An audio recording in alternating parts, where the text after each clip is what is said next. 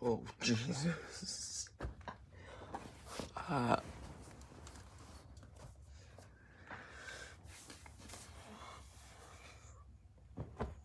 Yeah, I'm back with this. Don't worry though, this time I'm not making this because I'm like running out of ideas. I'm just making it because it was actually kind of fun and I wanted to talk about more stuff. Let's be honest, you know how this works, and even if you didn't see my last one of these, you can probably just guess from the title.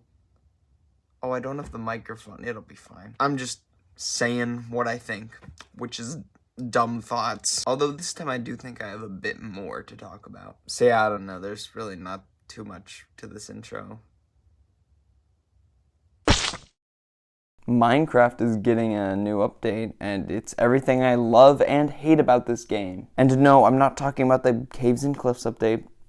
Everyone is talking about that. I'm talking about the new 1.19 Wild update. This update is bringing a huge improvement, I guess, to swamps. They're adding mangrove trees, mud bricks, fireflies, frogs, and tadpoles. But the funny thing I was thinking of is that the swamp has lost 3 biome votes in a row, and they just got so tired of it that they just made it an update anyways. We're also getting boats with chests, which is nice. That is genuinely a thing I've been waiting for. We've got tadpoles, we've got the mangrove-like trees, the new wood, all of that, and frogs. Did I mention frogs yet? But yeah, they're also adding like the deep dark or whatever. And I mean, whoa, look at that, the freaking cities are so cool. They've pushed back the deep dark like twice now, but it's fine because it's actually getting some really good improvements. Can I just say mangrove wood is just the middle point between jungle and acacia.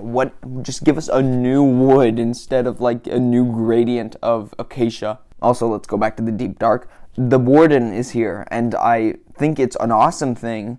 But now it can just smell you, so the fact that it doesn't have sight is kind of useless now because it can just smell where you are and just goes to you anyways. So it's like it had such a cool thing going for it, and now that's not there. It has that cool blindness effect it does. It comes out of the floor for some reason, so it has some awesome stuff, but it has some horrible stuff too. So yeah, this is just a big rant about the new update. I don't know. I just wanted to talk about it. I'm a bit late to it because this video ended up being in a different place than I originally wanted to. It's like the first one after the Bo Burnham video or whatever, but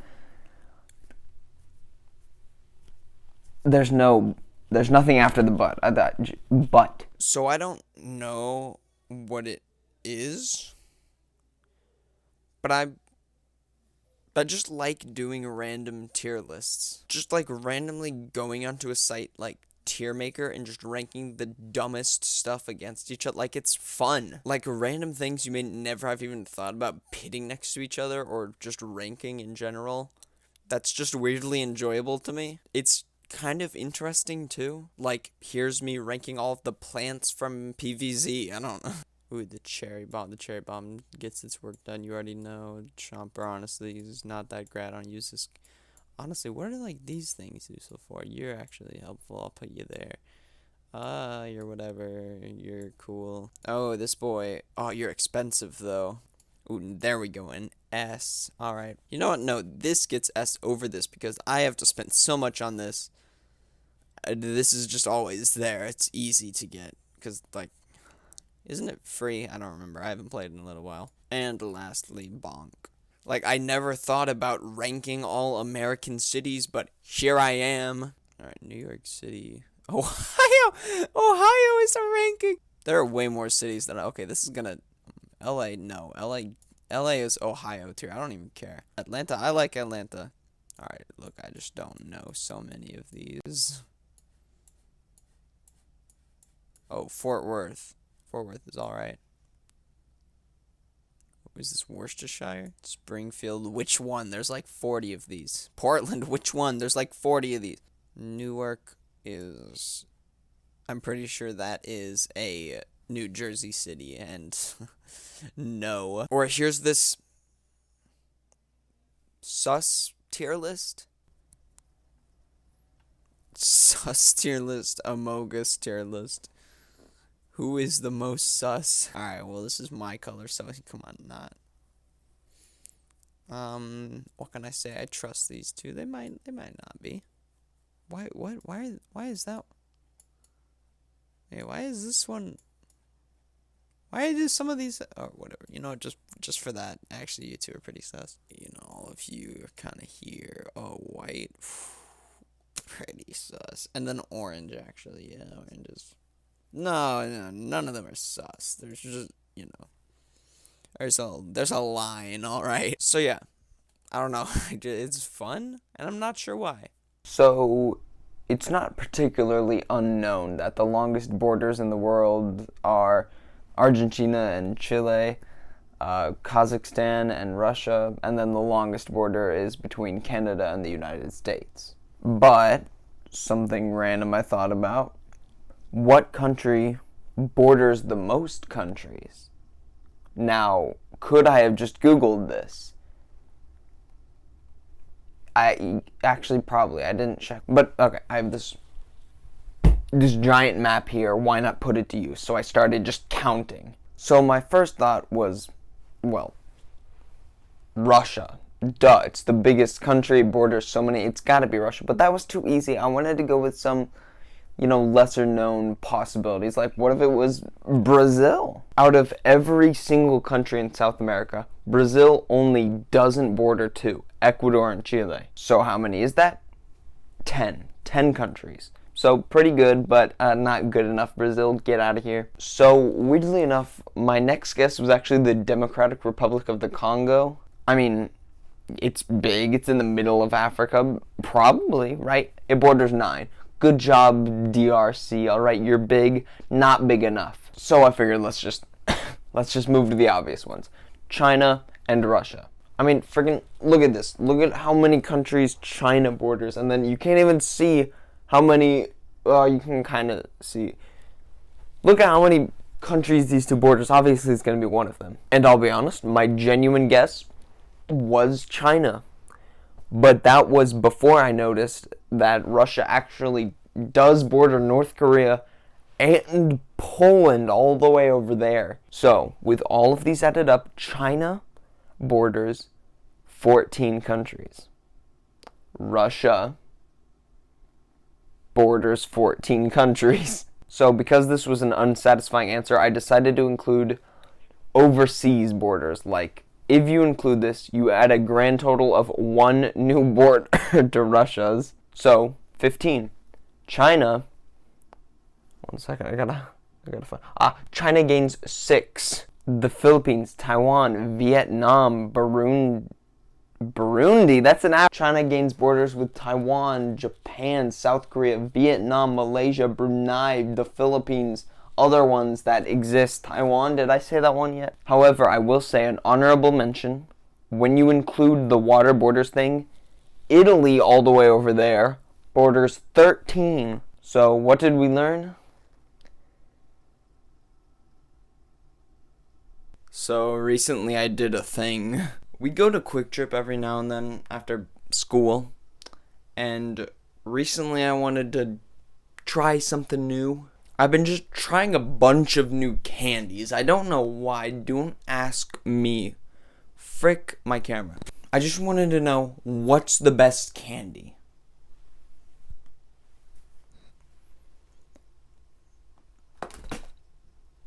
I just wanted to know what's the best candy. And there's only 2 candies I've disliked so far. Why am I even... And there's only been 2 candies that I dislike so far. The Heath's bar and the Dots. Yeah, Dots. No, ew. M&M candy bars and Butterfingers were fine. I did retry I did retry Toblerones and caramel M&Ms. The Toblerones actually held up pretty well. The M&Ms, not so much. New ones I've never had before that I really liked were new ones that I really liked that I've never had before were Rolos and whatchamacallits. They were actually pretty good. I hate to say it, the cookies and cream Twix was actually really good, and it has absolutely no right being good. And one little side note before I talk about my favorite candies that I tried the Pringles Scorchin' cheddar ones, and it was the weirdest mishmash of amazing and horrible I've ever had. Anyways, my favorite candy ever has normally been Reese's Peanut Butter Cups. They're just solid good, if I had a peanut allergy.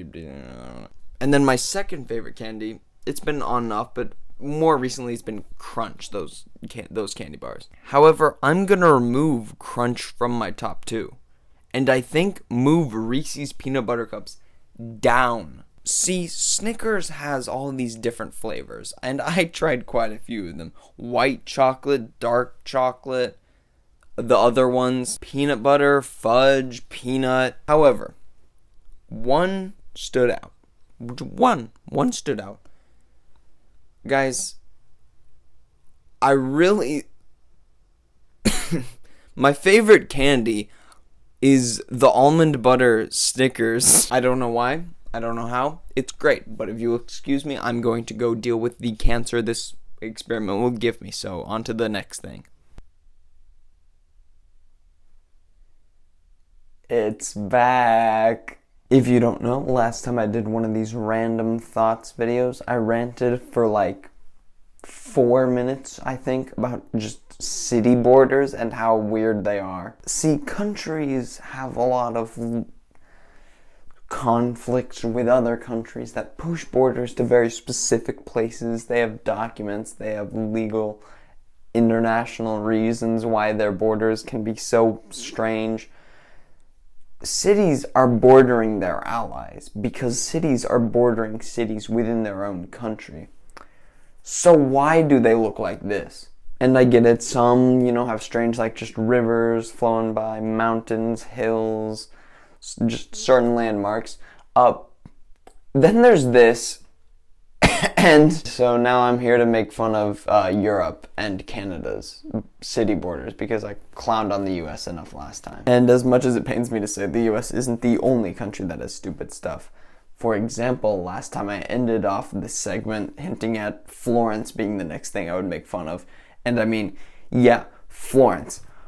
What? You've got this northern panhandle going on, this random box just separated off in the west, and this giant blob up here that isn't even connected to Florence, and that big blob leaves that giant northern part of Florence only connected by a couple roads. So yeah, Florence is stupid, but it's not the only city that's stupid. Turns out pretty much every country that isn't named Finland has something dumb going on, which brings me to Belarus, and more specifically, its capital, Minsk. It's got some random hole here, it's got some random separated thing here, it's got this big natural reserve connected for no reason. That part even almost made sense, but it's connected by just one road.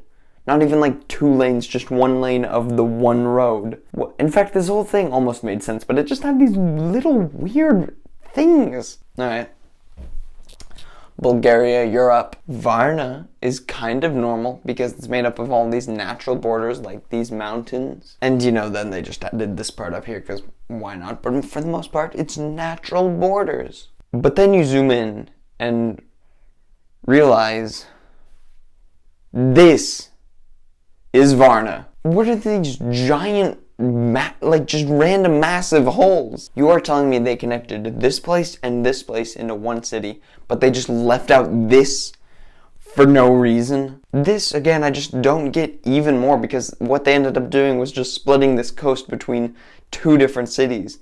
It just makes a worse situation no matter how you look at. Why didn't they just make this one? I'm starting to just think that Google is messing with me. Lastly, Canada, and it's got a pretty fun city for us. I was hesitant to include this one because Google Maps isn't the most reliable thing when it comes to specific countries and their cities. Really, the US is the only place I could really be comfortable thinking was very accurate, but I still clowned on Europe, so I gotta clown on this.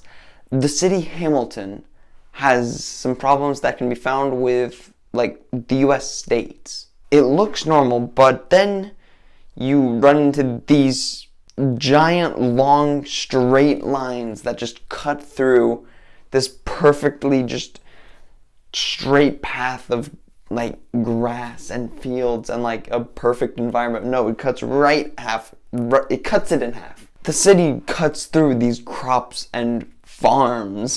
There's also just this neighborhood that it just ignores and just goes right through. Like, some of these houses are just in a completely different place because of this straight line. The moral of the story here is to just commit war. It'll get rid of these cities faster. I don't know what you want from me. So you may recall that I like this game. It's not the biggest deal on this channel. It's called Skylanders. I made a few short, mildly viewed videos over this game. It's not a big deal if you don't know what it is. And that is because apparently Hamilton is more important. One day I got this comment on my Hamilton video from a commenter named Super Chaloongis. They rewrote the entire Swap Force opening scene. Now, did I already cover this comment in a comment reading video? Yes. That is where my concern is, because they did it again, and this time linked me to a Google Doc where they rewrote the, over half of Trap Team. Super Chaloongis, what brought you back to the keyboard to write a 22-page Google Doc? Now, am I gonna read all of the... No, I'm sorry, it's 22 pages. I don't care what it's about. If it's 22 pages in Google Docs, it's too much. However, my main points have stayed the same from what I did read. I don't have a lot of practice in professional, well-written storytelling, but I do have a little bit of practice in just storytelling in general from all of this. With just some more practice, some fine-tuning, getting a better sense of what made Skylanders good and how that story could change, just a little more of that, this guy could be really good at this. Right now, it's just a fun rewrite. It's not bad by any means, honestly. It's just that the original was better. I'm not a huge fan of Callie and Tesla's whatever is going on. I like the inclusion of her. I think Trap Team absolutely missed out on not furthering her character in that, which is another thing that made Superchargers way better because it actually included her character. It's a much more straightforward story game, whereas Swap Force is just bonkers, and that is something I would like to see changed, I guess, in a rewritten version. So again, Super Chaloongis, thank you for the support and that hilarious name I love to laugh at every time I say it. For a long time, I wanted to make my own video where I made my own new ending for Skylanders, not rewriting the series. I would have to stick by everything that had happened up to the point, but I wanted to make my own ending out of everything we know exists. But that video would just take too long, and I already have this big planned out schedule for the next little while, so we'll see. So there's this game called YouTuber's Life, and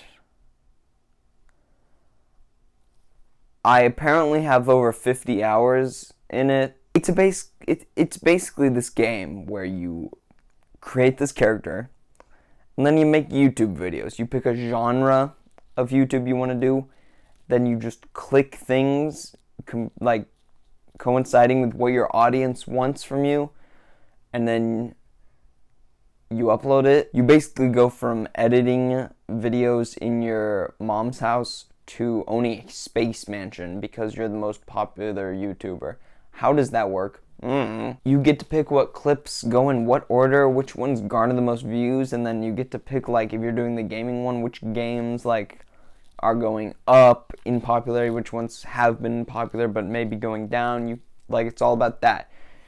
It's just YouTuber's life. It's actually pretty addicting. I went back to play it just for a little bit to remember how, it was. And let's just say now I may or may not have 60 hours in the game. What I kind of like about it is you get to do your own thing. You actually have to deal with real world stuff. You get to collab, but you have to build actual relationships with the people you collab with. You have to deal with real world jobs, actual taxes, moving, parents, feeding yourself. A lot of it's about balancing life with YouTube, which is something that I actually get. I mean, it's not nearly as painful as real life, but I get it. You kind of have to try to have a bad time in YouTuber's life. Like, it's not a good game. It can glitch, it can do whatever. But even then, you get ironic enjoyment out of it. So what was this part for? I don't know. I just want to... It's random thoughts. I found this game. I was like, oh yeah, what is it? Played it for 10 hours. What do you want from me? What do you want from me? I'm ending this right now. I don't know what I'm doing for this part. I literally just wrote down I'm tired as a category and then just left it there. I just wrote talk about being tired from making videos or some cheese. Like, that's what it says right there. But yeah, I guess school, sickness, an overload of work, a midlife crisis, all of this stuff has really just made videos more tiring. I normally do schoolwork right when I get home and then just work on videos after that. But recently I've had too much work to do YouTube. And sometimes when that becomes an issue, like how you've probably noticed how I'm uploading instead of once a week, twice every other week, this becomes an issue where eventually I've had to postpone videos for so much that I start postponing homework and getting bad grades because I want to do videos. And in my defense, I will, in the long run, get more out of doing videos than doing school. So the Bo Burnham video was a week late. It's being uploaded right now. It's like a day or two before this one's going to be uploaded. Just like the Lunch Club video was a week late, or like the Ori series music ranking was a week late. And it's fun getting I almost said attention. I don't know if that's the word. It's fun getting views so then I can know more of what people want. But I know now that people really only want Skylanders videos from me, and that's just not fun to only make Skylanders videos. It's a fun game for kids that has a good story. What do you want from me? I've said my piece, and now I have this thing going on where I'm putting more effort in my videos, making more of them scripted so that I can get more out of it with like my storytelling stuff I want to pursue. And I'm doing this right when like tests and everything are rolling around for school, and so it's just becoming way worse, and so that's not fun. And now that I'm thinking about it, I am tired now, so I'm going to bed. So not too long ago, some particular YouTubers came back to uploading. I'm talking about Technoblade, FaZe Jarvis, Shane Dawson, and Corey X Genshin. So let's just get this out of the way. FaZe Jarvis tried to manipulate his fans through apology videos, and then did something with stocks and crypto, and he's a terrible person. Maybe not horrible, but next is Shane Dawson. I don't think I can name another creator right now, mainly because I'm brain dead right now, but I don't think I can name another creator that deserves their platform less than Shane Dawson. Racist, promoted bestiality, pedophile. What else do you want me to say? His videos aren't even that good. Anyways, back to the positive stuff. Technoblade. He was in September, he made a video, and the man has cancer. So much love, Techno. But let's be real. I made this part because of Corey X Genshin. He came back. I think also in late September, if I recall. I made an entire 45-minute video about him leaving YouTube, and then he didn't. And no, I'm not even mad. I'm so glad this guy's back. I would have missed his videos so much, and he's now going for 25 million subscribers, and also a second channel with 10 million. My original video isn't less necessary because of his return. It's still the end of Corey X Genshin is what that video is talking about, but it's the end of the first huge chapter, or maybe era, and all of those other sections in it were chapters. But it's the end of that first part, and now we're in this new part where he's getting to 25 million subscribers. So this will be interesting. I mean, yeah, the man is getting like almost 1 million subscribers every other month or something like that. I get why, I just don't know how. I mean, he deserves every second of it. What can I say? Shane Dawson, though. Hi, let's move away from all of that. Oh my god, the audio here is horrible, isn't it? Let's move away from all of that negativity to talk about Spider-Man. The new movie is coming out, Spider-Man No Way Home, and they just recently released the poster, so I wanted to talk about. Sony, what the? No, this is not an official poster. I refuse to believe the motion blurring, the lighting. Oh, why is Spider-Man getting lighting from every angle, but the rubble below him is barely lit at all? This lightning, I've seen it before. They just copied and pasted this from some random place on the internet. Why is the Green Goblin getting lit from the opposite side of the lightning? And this is all coming from a guy, by the way, who photoshops on his iPad. I'm making fun of this billion-dollar company. Okay, look at this. I found this Benny production edit of this. It looks so much better. They fixed everything about what made the original horrible. Sony, are you okay? You know, Rickrolling is the best meme. Yeah, I said it. As much as I love these classics and even some newer 2021 memes, the Rickroll is just forever. Name a more universally loved meme. Doge? That died. Charlie bit my finger? Yeah, that was sold as an NFT. Me and the boys? Gone. Among Us? Forgotten. No other meme can compare to the Rickroll. It kicked off stick bugging, distracting, and coconut mauling. The video reached 1 billion views. It's about time. Someone Rickrolled YouTube. Someone did that. People still get Rickrolled to this day. Oh, and it's just a good song. It just randomly popped into my mind when I learned that the Charlie Bit My Finger video was sold as an NFT, and it got me thinking wow, we've had 500 new phases of memes, and the Rickroll has managed to survive every single one of them since it was made. I just thought it was interesting. A fun little fact. I just thought it was poggers, one may say.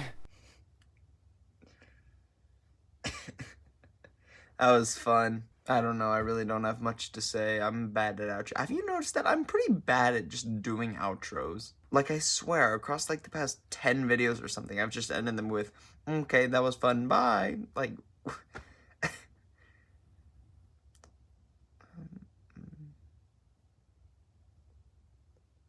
Okay, that was fun, bye.